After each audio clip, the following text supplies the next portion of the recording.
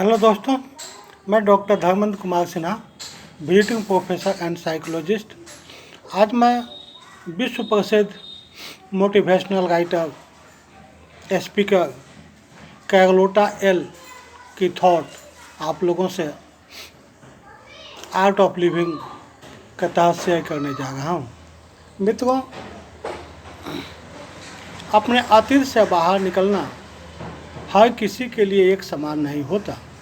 बीते हुए कल की घटनाएं कभी कभी हमारे मस्तिष्क पर ऐसी छाप छोड़ जाती है जो ताउम्र हमारे साथ बनी रहती है।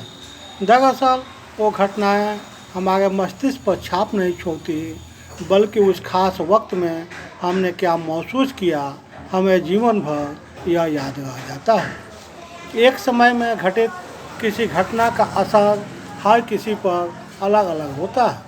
हर व्यक्ति का जीवन के प्रति अपना अलग नज़रिया होता है और वह उसी के अनुरूप अपने जीवन को जीने का मार्ग बनाता है। जैसे दो हम उम्र बच्चों को उनके माता पिता ने बचपन में ही खुद से अलग कर दिया। बेशक उन दोनों बच्चों के लिए यह घटना बेहद पीड़ादायी रही, लेकिन दोनों ने इसे अपने अपने नज़रिए से समझा और महसूस किया। एक बच्चे ने इस घटना को गहराई से सोचा और उन हालातों को समझने की कोशिश की जिसमें उसके माता पिता ने ऐसा किया। वहीं दूसरा बच्चा बड़े होने तक भी इस दुख को भुला नहीं पाया। माता पिता को दोषी मानता रहा और किसी नतीजे पर नहीं पहुंच पाया। वो कभी पूरी तरह खुश नहीं रह सका। मित्रों, अपने जीवन में यादों का बेहद महत्वपूर्ण स्थान होता है, क्योंकि बीते कल की अच्छी और बुरी यादें हमारे वर्तमान का निर्माण करने में निर्णायक भूमिका अदा करती है। यह ठीक उसी प्रकार की बात है जैसे एक इमारत खड़ी करने से पहले उसकी नींव रखी जाती है और नींव की मजबूती से यह तय होता है कि इमारत कितनी मजबूत होगी। इसी प्रकार हमारा आज और आने वाला कल कैसा होगा, यह इस बात पर निर्भर करता है कि हम अपने अतीत के अच्छे बुरे अनुभवों को किस प्रकार से लेते हैं। क्या हमने उनसे कुछ सीखने की कोशिश की या मात्र एक बुरा अनुभव समझकर छोड़ दिया। समझें स्मृति के चक्रों को। जीवन कभी एक समान नहीं रहता और इसमें धूप छांव लगी रहती है। मान लीजिए कि आपके साथ कुछ ऐसा चल रहा है जिससे आप परेशान हैं और उससे निकलना चाहते हैं, तो ऐसे में आप क्या करेंगे? क्योंकि गलत भाव या कठिन हालात अपने आप नहीं जाते। जरूरी है कि आप इस बात का विश्लेषण करें कि उस संकटपूर्ण स्थिति को आप किस तरह से देख रहे हैं। यह जानने की कोशिश करनी पड़ेगी कि वो पीड़ादायी स्थिति आपके जीवन में आई कैसे और कैसे उसने आपकी मानसिक शांति को भंग कर दिया।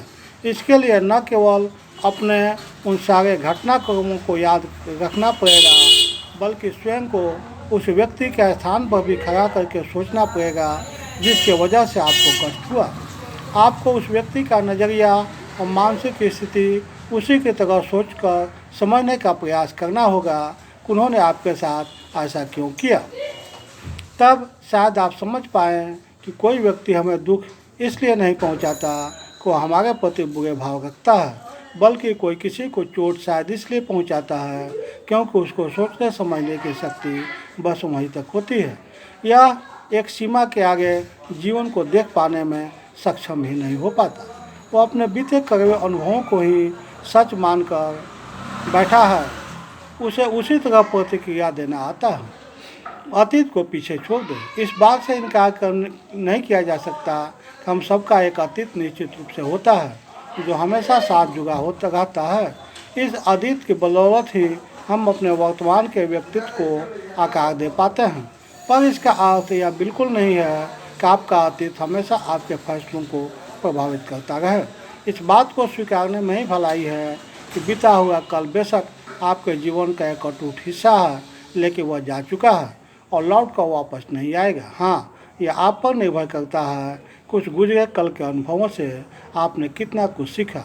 अच्छी हो या बुरी यादें तो यादें होती हैं, लेकिन बुद्धिमान व्यक्ति उन यादों को अपने वर्तमान में साथ लेकर नहीं चलता, बल्कि अच्छी यादों की मिठास और बुरी यादों की सीख को मिलाकर अपने लिए बेहतर वर्तमान और भविष्य का निर्माण का प्रयास करता है।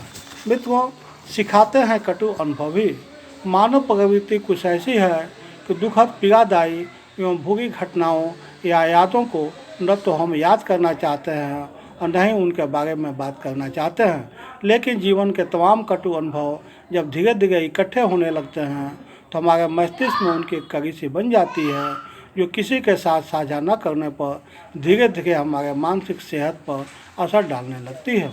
हालांकि कुछ लोग इन अनुभवों को यह कहकर नकारने की कोशिश करते हैं कि वह अब उनके बारे में सोचते नहीं हैं और अब उनके जीवन में उन कड़वी यादों का कोई फर्क नहीं पड़ता, पर वास्तव में धीरे धीरे वह अंदर ही अंदर घुलने लगते हैं और अकेलापन, अवसाद, तनाव तथा पीड़ा जैसे भाव अस्थायी रूप से दिल और दिमाग में बह जाते हैं। ऐसे लोग किसी अच्छी चीज़ में भी खुशी महसूस नहीं कर पाते, क्योंकि उन्हें अपने चारों ओर केवल दुख ही दुख दिखाई देता है। पर उस स्थिति को आने से रोका जा सकता है अगर हम अपने आप को पीड़ित समझने की बजाय खुद को एक मजबूत योद्धा के रूप में देखना शुरू कर दें। फिर अवसाद और अकेलेपन का वह गाढ़ा धुआं धीरे धीरे अपने आप छटने लगेगा। मित्रों, मैंने आज जो थॉट्स आपसे शेयर किए, इसे आप अपने जीवन में इस्तेमाल कीजिए और देखिए कि आपके जीवन में क्या रूपांतर होता है, साथ ही इससे आपके जीवन में क्या ट्रांसफॉर्मेशन हुआ। निश्चित रूप से आप अपने ओपिनियन मेरे यूट्यूब पे कमेंट बॉक्स में सेंड करेंगे।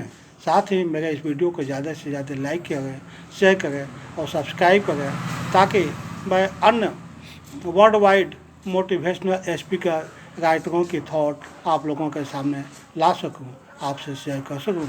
इसी के साथ so many thanks to you.